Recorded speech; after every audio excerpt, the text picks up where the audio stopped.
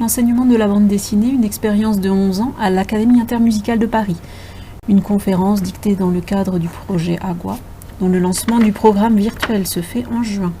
Cet espace de partage est divisé comme suit. Nous allons avoir 30 minutes de présentation et d'une vidéoconférence où seront abordés différents objectifs d'apprentissage. Tout d'abord théorique, l'AIMP, c'est-à-dire l'Académie intermusicale de Paris, et la bande dessinée. Un objectif esthétique, vous verrez apparaître pour illustrer cette conférence quelques planches de bande dessinée de Steph et différents étudiants. L'art oratoire, c'est-à-dire la forme et le vocabulaire que je vais employer afin d'expliquer la structure et les contenus du cours de bande dessinée. Et enfin, un objectif technique qui sera la création d'un cours. Nous aurons ensuite 30 minutes de questions où je serai en direct avec vous pour répondre à différentes questions. Ça peut être en français ou même en espagnol en fonction des participants. Cette conférence va être sous-titrée en espagnol et je répondrai aux questions en espagnol si nécessaire. Tout d'abord, je tiens à me présenter, parler de ce qui m'a amené et animé à enseigner à un moment de ma vie. La bande dessinée. Donc je m'appelle Stéphanie Loget, je suis née à Nantes en France en 1975. Je suis actuellement, pour information, inscrite comme dessinatrice indépendante, illustratrice à la Maison des Artistes. La Maison des Artistes qui est une entité, une institution française qui me donne un statut légal d'indépendante. J'ai commencé à dessiner vraiment toute petite, je ne sais plus à quel âge, mais j'avais un père dessinateur à la maison, entre autres. Donc j'ai certainement été influencée par lui dès mon plus jeune âge. Et à 3 ans, mon père écrit dans un journal que j'annonce à mes parents que je veux être dessinatrice. Donc toute cette affaire a commencé vraiment très petite. À l'âge de 5 ans, mes parents nous ont offert à ma sœur et à moi, et ma mère nous lisait patiemment notre premier Tintin au Tibet de Hergé. De 11 ans à environ 16 ans, je suivis des cours d'art plastique et de bande dessinée dans une école municipale d'art, en plus des cours d'art plastique au collège et en option au lycée. À 17 ans, je rentre aux Beaux-Arts de Nantes. Et durant mes études, j'ai surtout été attirée et portée dès le début par le dessin, l'illustration. À 20 ans, je suis choisie entre autres étudiants pour illustrer un catalogue d'expositions pour la médiathèque de ma ville. Ce n'est que beaucoup plus tard que je commence à donner des cours, à l'âge de 33 ans, après un parcours divers emplois. Et en fait, je travaillais à la communication et à l'accueil des élèves de l'Académie intermusicale de Paris, où je prenais également des cours de chant. Quand le directeur de l'association me propose, au vu de mon parcours, de mon curriculum, de créer mes propres cours d'art plastique, donc j'intègre les cours d'art plastique qui étaient déjà créés par une collègue, et puis je vais élaborer moi-même un cours de bande dessinée, ce qui n'existait pas avant à l'Académie intermusicale de Paris. Donc l'Académie intermusicale de Paris, ou AIMP, c'est une association parisienne qui a été créée en 1989 par 2 musiciens et qui comprend à ce jour 8 écoles dites conviviales et de proximité. Elle dispense principalement des cours de musique, mais propose également des ateliers d'art plastique, dessin, peinture et bande dessinée, et de théâtre. Les cours sont vraiment proposés à tous et les enseignants y développent leurs propres ateliers en adéquation avec les statuts de l'association. On a une grande liberté dans la mesure où les cours sont bien élaborés et participent de la progression des élèves dans la discipline choisie. Les cours d'art plastique à l'Académie intermusicale de Paris se divisent ainsi. On a un cours... L'association propose un cours appelé dessin-peinture qui comprend la découverte de différentes techniques, du dessin au collage jusqu'à l'initiation au modelage également, donc c'est divers et varié. Et les ateliers d'art plastique sont également pour les tout petits. On fait de l'initiation, donc on accueille à part les 3-4 ans, ensuite un autre atelier avec les 5-6 ans, un atelier de jeunes enfants à partir de 7 ans, et un atelier pour adultes et adolescents. Les adolescents peuvent intégrer le cours adulte, voilà, à partir de 14-15 ans, au vu des motivations, etc. Et puis un cours de bande dessinée, donc celui que j'ai proposé à l'académie, que j'ai élaboré, et que j'ai proposé moi-même à partir de 7 ans, donc avec un niveau CE1, on va dire, au niveau du parcours scolaire. Les ateliers d'art plastique et de bande dessinée en général sont payants. parce qu'il s'agit d'une entité, d'une association. Les professeurs sont rémunérés par ce que les élèves apportent comme paiement pour les cours et la cotisation à l'association. Il ne s'agit pas d'une entité publique, c'est une association loi 1901. On s'est inscrit volontairement. Donc cela suppose que les élèves ont un intérêt particulier, de la curiosité pour la discipline choisie. Les 8 écoles de l'académie sont implantées sur un territoire, en l'occurrence un quartier ou un arrondissement de Paris intramuros. La plupart des élèves du quartier viennent à pied, ce qui a un avantage et puis donne une convivialité aussi à l'école. Le rythme des cours est celui de l'année scolaire française. Il s'agit de dispenser un cours par semaine, hors vacances scolaires. Dans le cadre de l'art plastique, c'est 1 heure pour les initiations, c'est-à-dire les tout petits, et 2 heures pour les autres cours. On a 30 sessions avec les mêmes élèves, puisqu'on les a sur l'année scolaire. Les 30 sessions sont réparties donc de septembre à juin. Bien entendu, on peut se réinscrire l'année suivante si le cours plaît, etc. Donc il y a des élèves qu'on suit pendant plusieurs années. Donc il faut faire preuve de créativité, évidemment, pour tous ces ateliers. L'atelier est collectif, en l'occurrence pour ces cours-ci.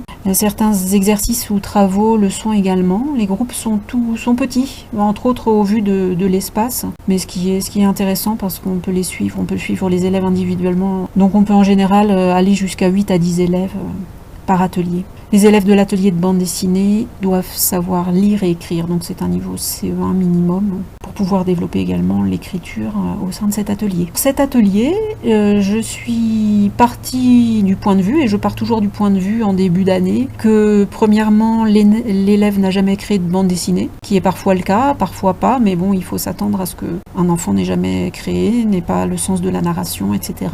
Je pars aussi du point de vue que l'on peut créer avec toutes sortes de choses, toutes sortes de matériaux. Un stylo et un papier est le minimum vital, on va dire, pour cet atelier. Il est possible de stimuler l'imagination. Il faut, et on peut, et il faut, je pense, donner des idées de matériaux, d'histoire, de composition graphique, etc. pour que l'élève puisse progresser dans l'élaboration des histoires et aussi de la mise en forme de l'histoire. Tous les étudiants, tous les élèves sont différents, donc on doit prendre au cas par cas aussi les élèves et faire en fonction de leurs différences, âge ou personnalité, etc.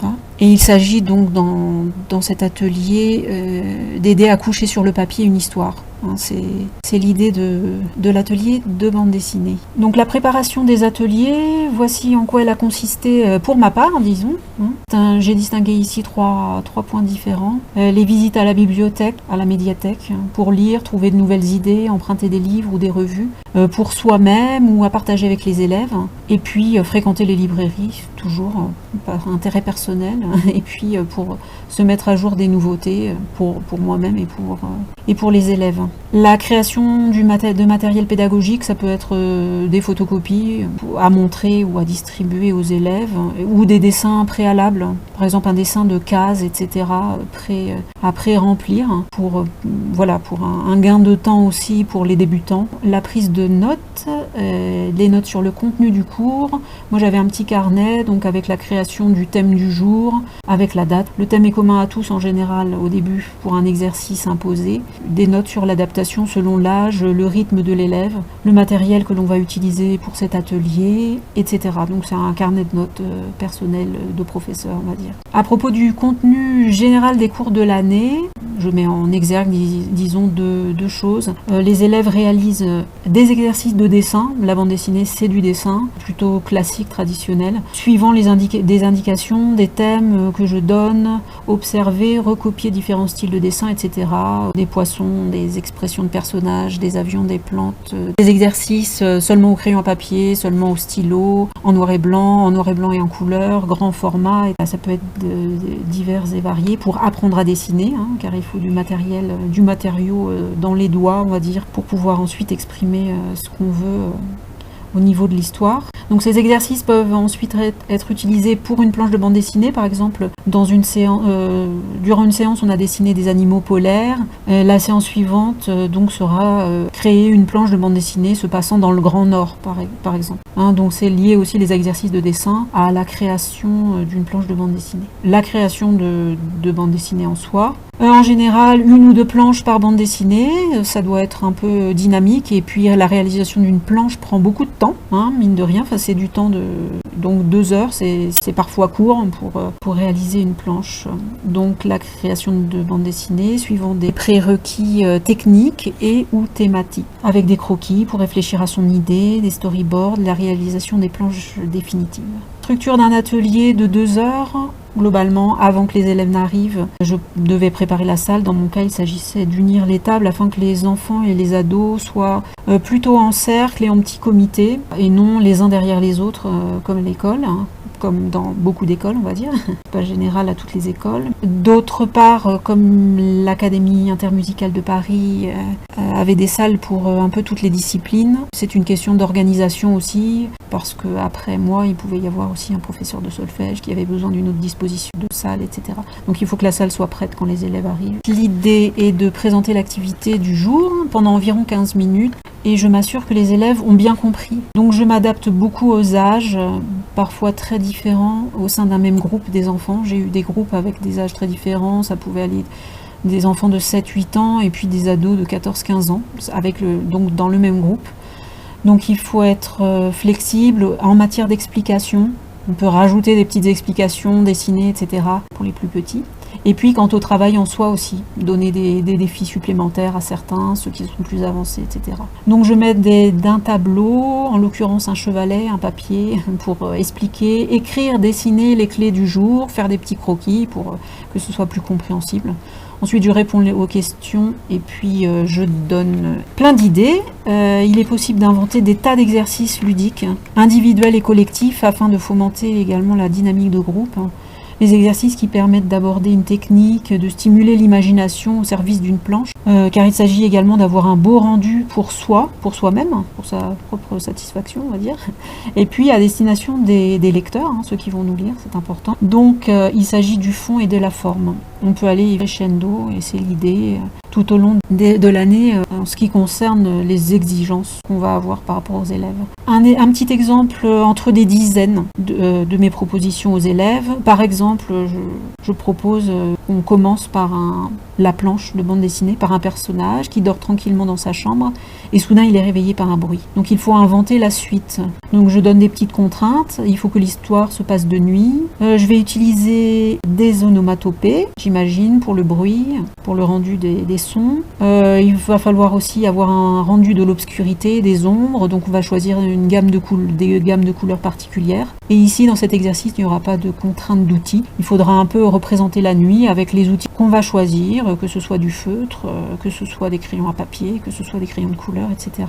Je peux aider, et ça c'est intéressant, ça stimule vraiment les élèves. Par exemple, pour cet exercice, je dessine au tableau, par exemple, les 2 ou 3 premières cases, où je montre un peu comment on peut représenter un personnage qui est en train de dormir paisiblement et qui se réveille soudainement dans son lit, passer des yeux fermés aux yeux ouverts, peut-être qu'il n'ouvre qu'un œil parce qu'il a été intrigué par un petit bruit, etc.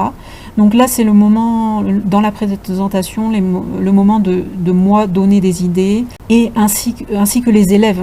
Les élèves donnent quelques idées aussi pour se stimuler. Ah, c'est un fantôme qui va réveiller le personnage. Non, c'est le volet qui grince. Peut-être que le personnage va mener un peu son enquête ainsi dans la maison pour découvrir ce qui a fait du bruit, qu'il aura peur, est-ce qu'il n'aura pas peur, qu'est-ce qui va lui faire peur, etc. Dans la nuit, qu'est-ce qui l'a réveillé, est-ce que c'était rien, est-ce que c'était quelque chose de grave, etc. Donc ça, c'est tout ce que lancent les élèves au début, tentent de passer à l'exercice, de se concentrer par soi-même. Donc c'est là le début de l'exercice du jour, qui se fait justement en solitaire, où l'élève va commencer ses croquis, trouver des idées, etc. et puis commencer à travailler sur sa planche. Pendant toute l'étape du cours, en fait, je suis très attentive Alors j'essaye de ne pas interrompre pendant un temps, sauf si évidemment il y a des questions.